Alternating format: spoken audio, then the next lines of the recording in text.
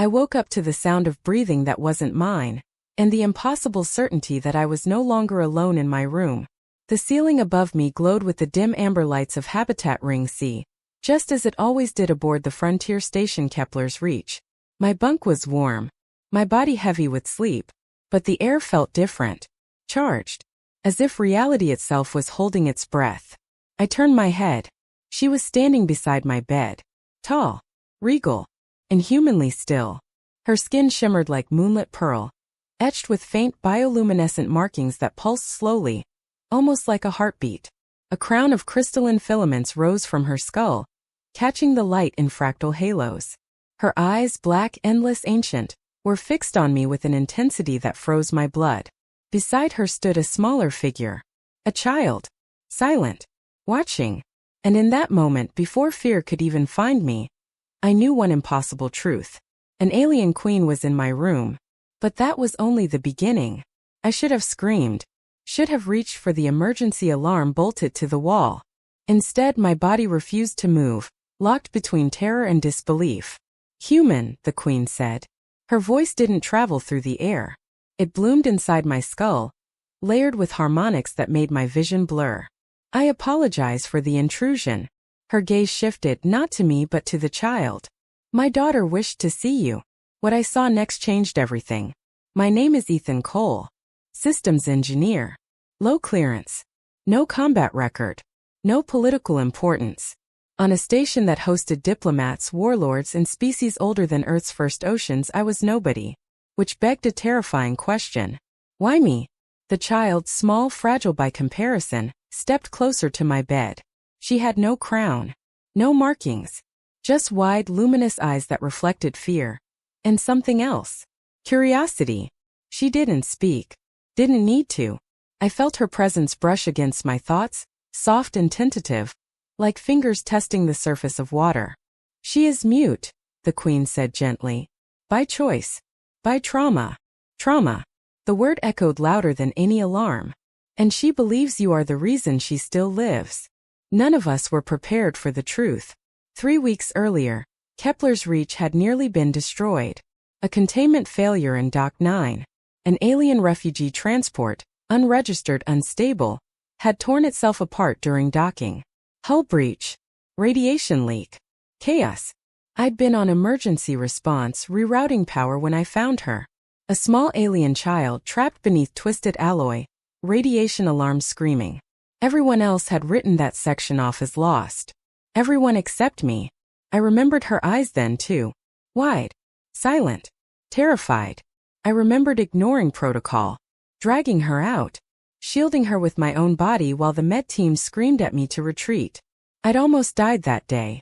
But I hadn't known who she was. Until now. "The High Queen of the Valari Concordance," she said, inclining her head. "Mother to Lyrian. Queen." My mouth went dry. The Valari weren't just another alien species. They were one of the founding powers of the Concordance.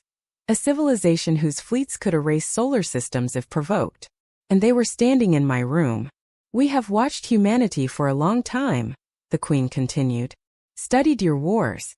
Your compassion. Your contradictions." Her eyes sharpened. "But until you, we did not understand your danger. Danger? Or value." But that was only the beginning. The queen dismissed her guards.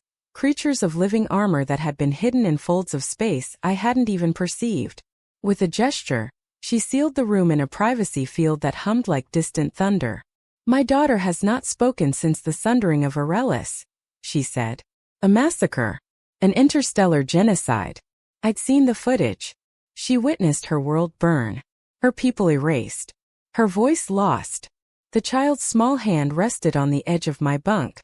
"She spoke once," the queen said softly. "To you. In her mind. During the rescue." I felt my chest tighten. I remembered that moment. The panic. The pain.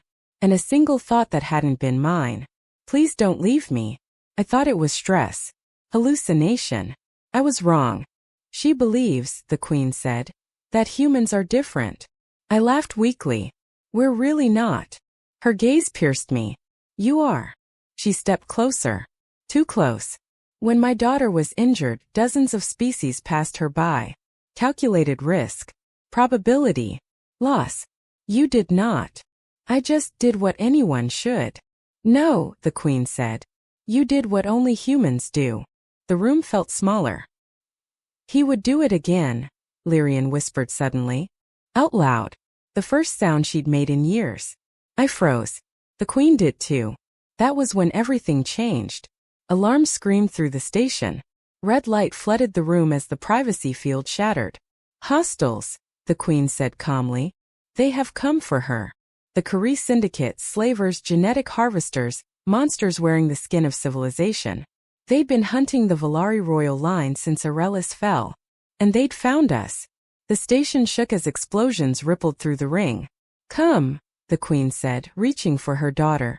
Lyrian didn't move. She was looking at me. He stays, she said quietly. The Queen hesitated. That hesitation cost us everything. They breached the habitat. Insects of metal and hatred poured through the corridors, weapons screaming.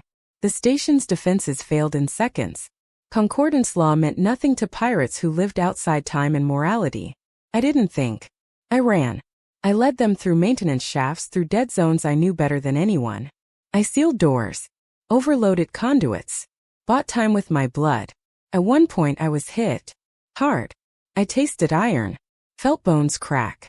The Queen lifted me effortlessly, her strength terrifying and precise. Why? She demanded as we fled. I coughed. Smiled through the pain. Because someone has to. But that was only the beginning. We reached the core, a place no civilians were ever meant to see. The Queen stopped.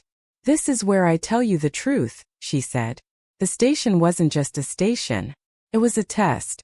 Earth was being evaluated for full concordance membership, or eradication. Humanity balanced on a knife's edge. And my actions, my irrational, emotional, stupid actions had tipped the scales.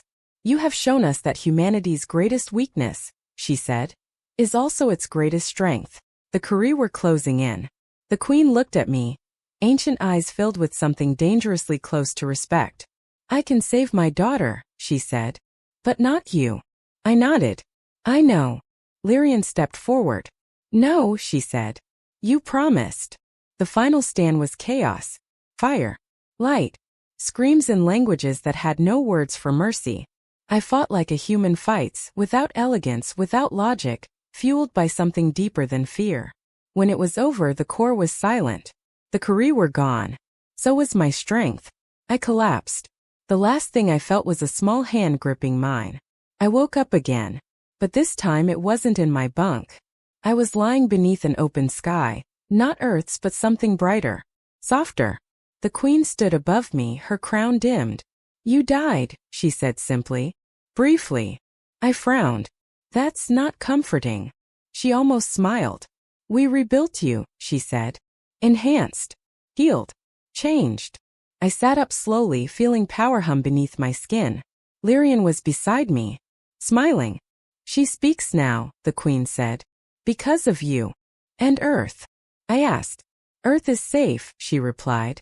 Because of you. She extended her hand. Human Ethan Cole, will you stand with us? Not as a subject. Not as a weapon. But as proof. Proof. Of what humans could be. I took her hand. Because some lines are worth crossing. And some awakenings change the galaxy forever.